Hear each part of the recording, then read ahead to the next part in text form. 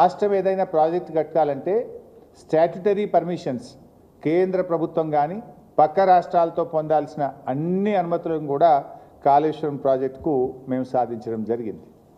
అది కాకుండా నిన్న ఆయన మాట్లాడుతూ కాళేశ్వరం ప్రాజెక్టుకు అసలు మేము ఎప్పుడైనా అడ్డుకున్నామా, కాళేశ్వరం ప్రాజెక్టుకు తెలుగుదేశం పార్టీ అడ్డుకోలేదు, తెలుగు ప్రజలంతా ఒకటి అని ఒక సన్నాయి నొక్కులు నొక్కుతా ఉన్నారు.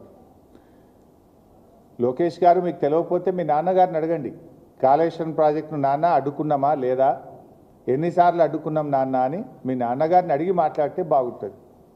లేకపోతే నేను వివరాలు ఇస్తా, ఒకసారి చూసుకోండి.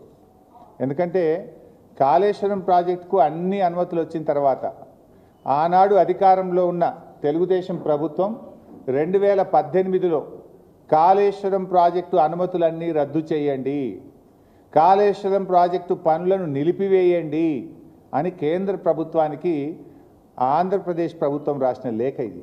ఒక్క లేఖ కాదు, కాళేశ్వరంను వ్యతిరేకిస్తూ 20 జనవరి 2016, 5 మే 2016, 28 మే 2016, 19 April 2017, 25 July 2017, 5 June 2018, 13 June 2018 Kaleshwaram ప్రాజెక్టును వ్యతిరేకిస్తూ మీ నాన్నగారు 7 ఉత్తరాలు రాశారు. కానీ నిన్న లోకేష్ గారు మేము కాళేశ్వరం ప్రాజెక్టును వ్యతిరేకించామా అని సన్నాయి నొక్కులు నొక్కుతా ఉన్నారు. కావాలంటే ఇవన్నీ పంపిస్తే చదువుకోండి. ఇందులో ఎంత అన్యాయంగా మాట్లాడతారు అంటే అది కూడా చదివి వినిపిస్తా. In view of the above రాసి 18వ పారాగ్రాఫ్లో it is requested that the clearance of technical advisory committee for the Kaleshwaram project of Telangana may please be reviewed as in case of the Kaleshwaram project requires to be approved by the Apex Council. Meanwhile, the state of Telangana be directed not to proceed with further execution of the Kaleshwaram project until provisions of AP Reorganization Act are complied with. అంటే మీరు ఇచ్చిన అనుమతులు నిలిపివేయండి, project పనులు ఆపివేయండి అని ఏమంటారు? AP reorganisation act ప్రకారంగా అన్ని అనుమతులు కావాలి అని. ఇది కేంద్ర ప్రభుత్వం మన ఎస్కే జోషికి ఆనాటి వాటర్ రిసోర్స్ సెక్రటరీ రాసిన లేఖ. Kaleshwaram is not a new project, ఇది ప్రాణహిత చేవేళ్లలో అంతర్భాగము, అందువల్ల దీనికి ఏపీ రీఆర్గనైజేషన్ యాక్ట్ రూల్స్ వర్తించవు అని స్పష్టంగా ఆనాడు ఒక సమావేశంలో నిర్ణయించి మన రాష్ట్రానికి కమ్యూనికేట్ చేశారు. దీని ప్రకారంగా తీసుకోవాల్సినటువంటి 11 అనుమతులను కూడా కాళేశ్వరం ప్రాజెక్టుకు మేము తీసుకున్నాం. అన్ని అనుమతులతో కాళేశ్వరం ప్రాజెక్టును కట్టడం జరిగింది. కానీ మీరేమంటారు, మేమైనా కాళేశ్వరంను అడ్డుకున్నామా? 7 ఉత్తరాలు రాసిండు మీ నాయన. అడుగు ఒకసారి నాన్నగారిని, కాళేశ్వరంను అడ్డుకున్నామా నాన్న లేదా అడ్డుకోలేదా అని మీ తండ్రి గారిని అడగండి. అడిగి మాట్లాడితే బాగుంటుంది. ఇలా ఏమర్థమవుతా ఉంది? కాళేశ్వరం మీద కుట్ర చేసి మేడిగడ్డ నుండి నీళ్లు ఎత్తిపోయకుండా నీళ్ళన్నీ కిందికి ఆంధ్రప్రదేశ్కు రావాలని కుట్ర చేసినట్టుగా అనిపిస్తూ ఉంది. అంటే తెలంగాణలో కట్టిన ప్రాజెక్టులను నిర్వీర్యం చేయాలి, ఆంధ్రప్రదేశ్లో మాత్రం అక్రమ ప్రాజెక్టులు కట్టి తీరాలి.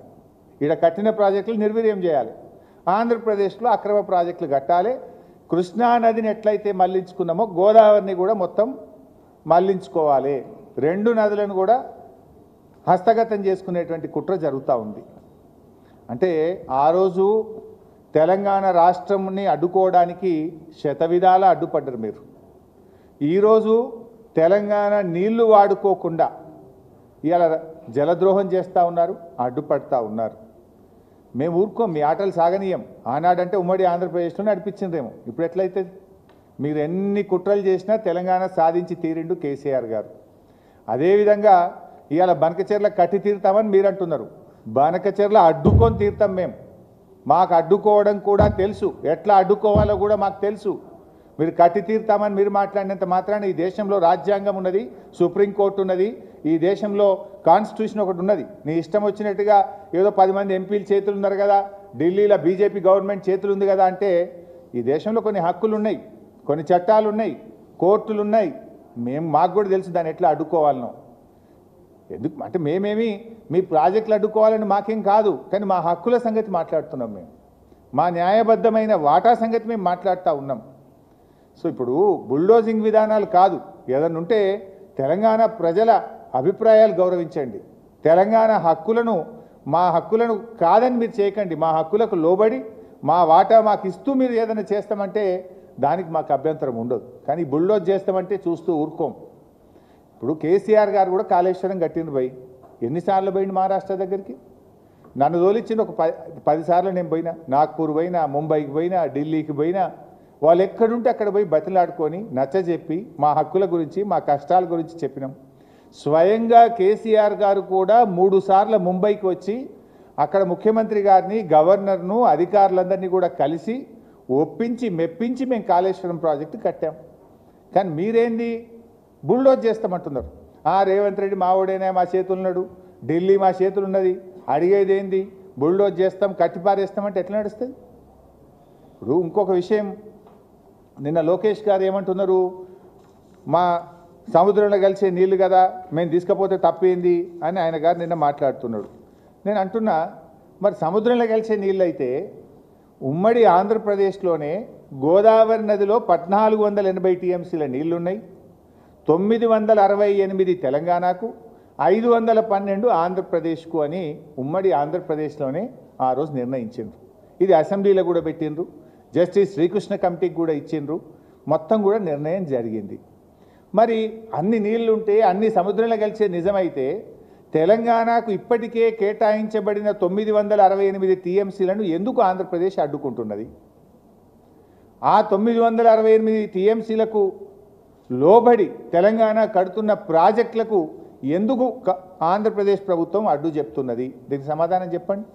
నేను ఉత్తమ మాటలు మాట్లాడతలేను. ఇది 968 టీఎంసీలు తెలంగాణకు కేటాయిస్తే ఇది మేము ఒప్పుకోం, ఈ 968 వాళ్ళు సొంతంగా చెప్తుండ్రు అంటున్నారు. ఇది మేం చెప్పింది కాదు. ఉమ్మడి ఆంధ్రప్రదేశ్లో ఆనాడు రాష్ట్ర విభజనకు వేయబడ్డ జస్టిస్ శ్రీకృష్ణ కమిటీకి చెప్పిండ్రు. విభజన బిల్లు అసెంబ్లీకి వచ్చినప్పుడు ఇగో తెలంగాణకు 968 టీఎంసీల నీళ్లు గోదావరిలో ఇచ్చినామని చెప్పిండ్రు. కృష్ణాకు 299, ఆ 299 పంచాయతీ కూడా ఆడికెళ్ళి పుట్టిందే. ఇది దాని మీద ఆంధ్రప్రదేశ్ ఏమన్నదో ఒకసారి నేను చదివి వినిపిస్తా. It is also submitted that Central Water Commission, Ministry of Jal Shakti cannot appraise or approve any new or revised project proposed by Telangana state in Godavari basin based on illegitimate, self-proclaimed, enmarked share of 968 TMC of Godavari water till allocation of share of Godavari water between states of AP and Telangana is finalized through mutually accepted interstate agreement or adjudication by tribunal. ఈ 968 అనేది self proclaimed. దీన్ని base చేసుకొని మీరు ప్రాజెక్టులు ఒప్పుకోవద్దు. ఎప్పటిదాకా ఒప్పుకోవద్దు అంటాడు? కొత్త tribunal Godavari జలాల్లో లెక్క తేల్చేదాకా ఒప్పుకోవద్దట ఒకటి. లేదా రెండో మాట ఏమంటాడు, 2 రాష్ట్రాలు మ్యూచువల్గా ఒప్పుకుంటే తప్ప కొత్త ప్రాజెక్టులను మీరు అంగీకరించొద్దు అని చెప్పి ఇంకా చాలా రాశారు, దాంట్లో చాలా పాయింట్స్ ఉన్నాయి అన్నారు. మరి నేను అంటున్నా, ఇది ఉమ్మడి ఆంధ్రప్రదేశ్లో ఇచ్చిన 968 నువ్వు ఒప్పుకోవద్దు అంటున్నావు. నీ గోదావరి బంక చెల్లెకి ఎవడిచ్చింది? మరి ఏ ట్రిబ్యునల్ ఇచ్చింది? ఏ తెలంగాణ ఒప్పుకున్నది? నువ్వెట్లా కడతావు బిడ్డ? ఇది మాకు ఉమ్మడి ఆంధ్రప్రదేశ్లో కేటాయించబడినటువంటి, అప్పటికే నిర్ణయించబడినటువంటి ప్రాజెక్టులనే నువ్వు వ్యతిరేకిస్తున్నావు. మరి నీ బంకచెర్లకు ఏ ట్రిబ్యునల్ చెప్పింది నీళ్లున్నాయని? నీ బంకచెర్లకు ఏ రాష్ట్రం తెలంగాణ ఒప్పుకున్నది?